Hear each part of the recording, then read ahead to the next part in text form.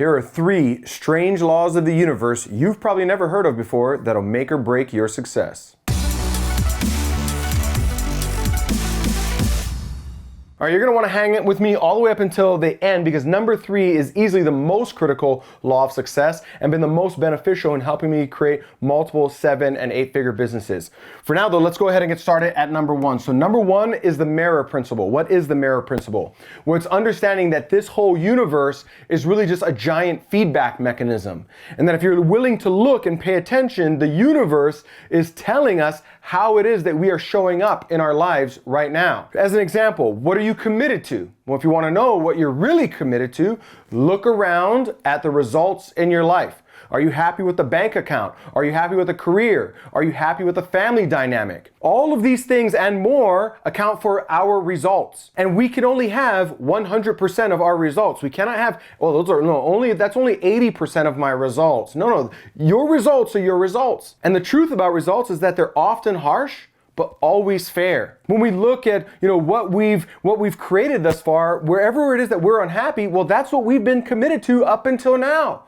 If we want to recommit to creating something new in that area of our life, well then great, we have the opportunity to. But if you feel like people are disrespectful of you, it's feedback on how much you respect yourself. If you feel like people are dishonest with you, it's really feedback on how honest we are with ourselves. If you look at how people are treating you, it gives you feedback on how you're really treating yourself. And one of the things that I love most about the mirror principle is this key component that's helped me become a better leader. And that is to understand that anything that we judge in someone else is also true about ourselves. And the reason that we're judging it is because we've disowned it about ourselves. In other words, there's only about 4,600 human characteristics and traits in the Oxford Dictionary, and every single human being has all of them. We're all honest and dishonest, kind and cruel, positive and negative, peaceful and wrathful, so on and so forth. And yet when we are disowning parts of ourselves because of a fantasy that we're supposed to be one side without the other, there's a very common fantasy in our society that we're supposed to be always kind, never cruel, always happy, never sad,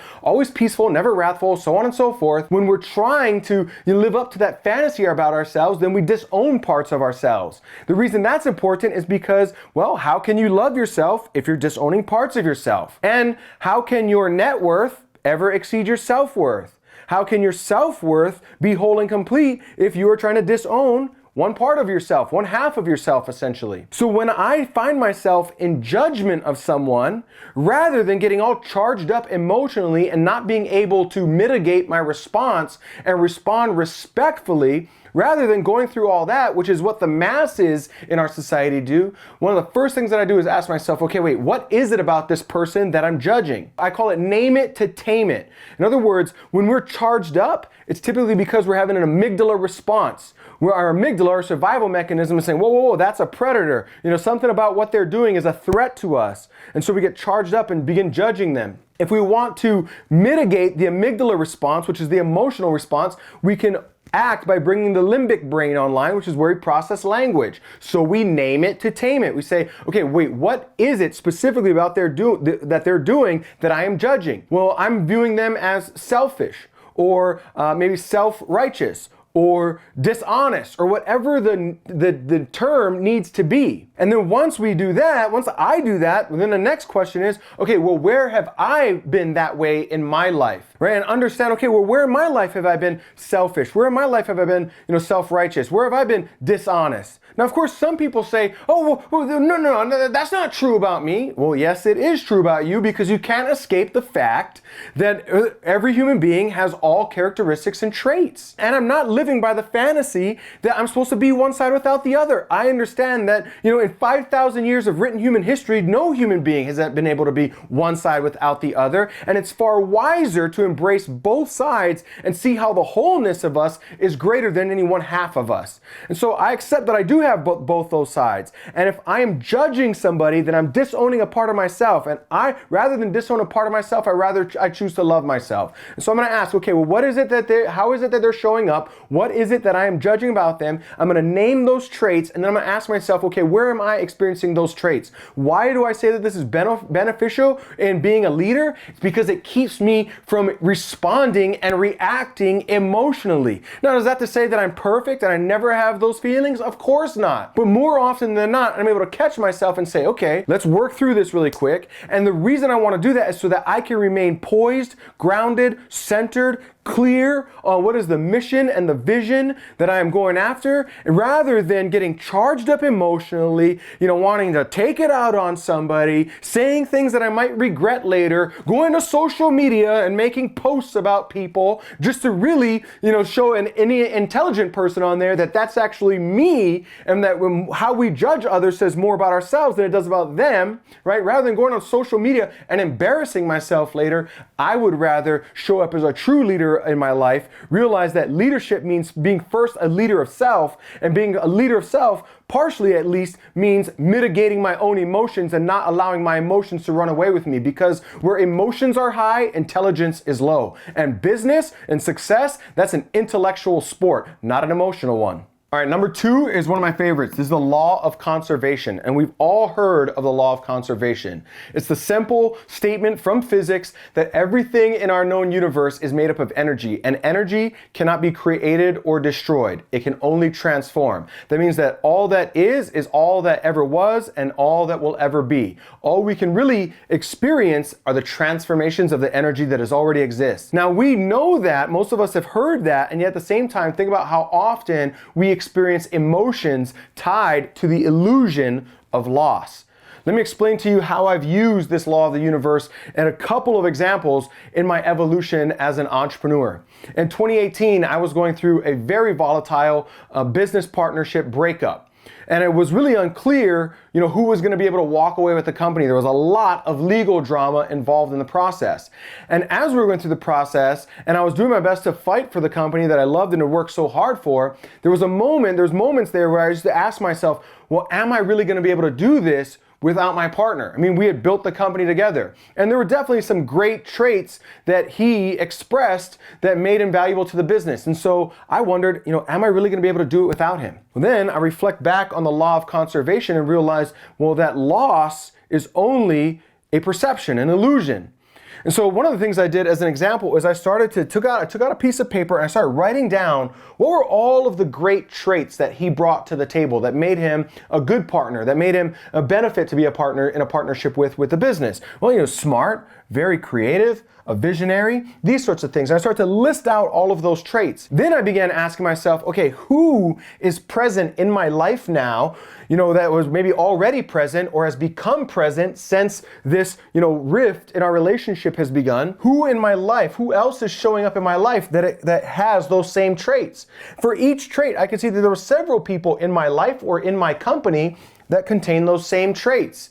And now I'm starting to see that, while yes, we are drifting apart and there's going to eventually be a break between us, that the pieces of him are now still present. They're just present in a different form. In fact, there was one night that I was at a dinner in Barcelona, sitting with a bunch of very, very intelligent entrepreneurs, many of which had more success than I had. And these are all relationships that were basically brand new to me. And as I'm sitting at this private invite-only dinner, I sat there in gratitude because I could see how all of those traits that were previously present in my business partner were present amongst all of these people at the table. Now, they were the embodiment of what was once him. This, by the way, is called the law of the one and the many, that from the one come the many, from the many come the one. So as an example, in my partnership, my business partner was the embodiment of these traits. He was a one, as an example. And as he is falling away from my life and our relationship,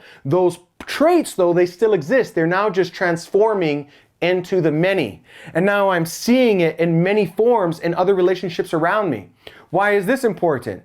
Because throughout that breakup process, which was overall like 8 months long, throughout that process, I was able to rest assured, calm, certain, grounded, and know that whenever I needed the help or whenever I felt like I was missing that partner, that there were other people around me now that were coming in to fill that void. That all I was experiencing was a transformation, an evolution taking place within the business. At one point towards the end, right before we finally finalized our partnership split, I was on the phone with a friend of mine, and I remember, who's very familiar with this work as well. And I remember asking him, I said, man, I feel like I've worked harder this year than I've ever worked, and I have less money to show for it as a result of all the drama that we went through this year, and I'm so frustrated and angry. And he's like, well, let's take an inventory about what's going on right now. He started asking me, well, who else has started to show up in the business? And I was like, well, this person's shown up, and I hired this person, and I was able to bring this person on, and yada, yada. And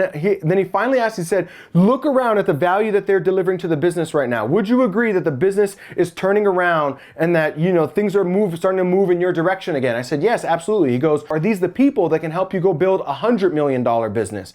I said, yes, absolutely. And he says, well, then would you be willing to give them up for $100 million? I said, no, not at all. And he said, well, then look at the transformation that's taken place. In other words, that year I made less money and worked hard, but I had transformed that energy into new partnerships, new people that were working within my company, new relationships that had come on board, and we were turning things around and moving the company back in the direction that we want to go. So whenever you're experiencing loss, reflect on the law of conservation. Take an inventory of what you believe or you think, you perceive that you're losing, and then ask yourself, where else is it showing up? In what other forms is it showing up? And you realize that life is not happening to you, it's happening for you. That the gift of what life is and the divine intelligence that's permeating through it is far greater and wiser than any projection that you could have and place upon it. All right, number 3 is my favorite. It is the law of gratitude. Understand that whatever we resent, we attract, create, or become. Let me say that again. What we resent in life, we attract, create, or become. When we are incapable then of being able to see the hidden order in the apparent chaos of life, then we judge it, we project our biases on it, we say that it should have been this way, it ought to have been that way, or whatever it is, and now we resent it, and when we resent it, we doom ourselves to repeat it over and over again. How many times have you maybe thought to yourself, well, why do I feel like I'm learning this same lesson over and over again? Said differently, what we resent becomes our present. Let me give you an example relating to the previous story that I was sharing. In 2018, while I was going through my partnership breakup, I had an event, and at that event, I had brought in some trainers to work with the attendees on an exercise that would help them understand some of these principles here. While they were there, they knew that I was going through a partnership breakup, and there was obviously going to be some emotional charges that came up along the way. So they said, well, why don't you do the exercise as well? So I agreed. As I was doing the exercise, I thought that initially my charge was on my business partner. But what I came to realize during the exercise, that my original charge, was actually on my father. Early in my teens, my parents got a divorce and my father wasn't around anymore. Or not as often, I should say. Not because he was evil or something, but he just wasn't in the house anymore. But as a teenager, when I probably was longing for fatherhood or father figure in my life most, well, he wasn't there as often on birthdays or holidays or Christmas. And so I resented that about him. Well, as I resent and judge him, we attract, create, or become. Years later, I end up not even meeting my son until he was 10 years old. Without sharing with you all the drama and long story behind that, think about it. I wasn't even there for my son for his first 10 years. My son could easily look back at me and say, hey, my dad was an absentee father who, wasn't there for me and all these sorts of things. And yet I went through that and I still did not get it. So I ended up marrying my father in the form of a business partner. Really, what is a business partnership? It is a contractual obligation around a relationship that gives custodianship over some property, in this case a business. A marriage is basically a contractual obligation that gives custodianship over the marriages, the couple's property, which can be houses, it can potentially be kids as an example. Remember, law of conservation. Nothing is created or destroyed, it can only transform. The transformation of marriage exists in a business relationship. So I ended up marrying a version of my father. In other words, he was not around, didn't want to be present in the business, wanted to have 8 months off throughout the year, traveling, doing his own thing, and was an absentee business partner. As an absentee business partner, he was an absentee custodian over the business, the company, the clients, the customers. And so because I hadn't learned to be grateful for exactly how my father had shown up in my life, I became my father, still didn't learn it, and then married my father in an attempt to learn it. And thankfully, I had this exercise and these people around me to help me have that realization. When I looked back on all the things that I judged about my dad, and what I realized is that when my parents divorced, I felt like I didn't have a voice. I felt like nobody cared about what I had to say. That, nobody was around to hear my side of things and what I was going through. Well, from that becomes my values, becomes the thing, the void in my life that I want to fill. In an attempt to fill that void of feeling like I had no voice, today I am a marketer. I can send an email and get 1,000 people on a webinar who will gather to hear what I have to say. I've spoken in rooms of thousands of people who gathered to hear what I had to say. Today, I have a voice. And people gather to hear what I say. And I'm not saying that to brag or boast. I'm saying it because my father didn't even know it, but he gave me an incredible gift. He gave me the gift of my career. And I wouldn't change that career for anything in the world. So when I look back, I wouldn't change anything about how our relationship panned out. When I look back, I don't judge my dad. I don't resent my dad. I love my dad. And I'm grateful for exactly how he showed up in my life, because how he showed up in my life gave me the life that I have today. And I wouldn't want to change a thing. And that is the ultimate wisdom, is to be able to look at life and see the hidden order in the apparent chaos. The masses live in a world of chaos where they feel like life is happening to them. But a master knows that we are happening to life, and that it is ultimately in service of us. When it feels like the road is being pulled out from under us, it's really the road rising up to meet us. But without the ability to ask the questions, to see what is really unfolding before us, and to be grateful for us, then we live in the roundabout life of resentment, repeating the same things over and over again, not quite learning. And by being able to be grateful for the things that are happening in life, by being able to see the hidden order, to see how things are serving us, and be grateful for it, be thankful for it, to say, thank you, I love you, I wouldn't change a thing, then we have the opportunity to evolve to a greater, more complex lesson in life, the actual evolution. Now, I don't know about you, but I don't want to repeat the same lessons over and over. And I also understand that life is never going to get easier. There's a lot of these gurus out there who want to pretend that if you light candles, sing kumbaya, and meditate, long enough, then one day you're going to be always happy, never sad, always kind, never cruel. And then one day you're going to somehow live some one-sided life. That's a fantasy. The truth is that life is built on duality, that we are going to experience support and challenge in equal proportion all the way up until the very last breath that we take. That is the truth. And if I know that I'm going to go through life experiencing challenges, why would I want to repeat the same ones over again? Why not continue to evolve and take on new challenges that continue to help me grow and learn? And why not go through life expanding, growing, and taking on new things that make me better, so that I can embody the gift that I was given, which is called life, to explore the most of it, to squeeze all the juice out of it. And that's my mission. So I share that to say that when as leaders or somebody that's seeking success, understand that all the things coming at us are ultimately serving us. Do you have the tools necessary to see that hidden order in the apparent chaos, so that you are not blown about by the winds of change and challenge, but you can remain poised and certain, be grounded and clear in your vision, your mission, and keep moving towards your goals regardless of how the world is changing around you, regardless of the storm unfolding at times. There was a great quote,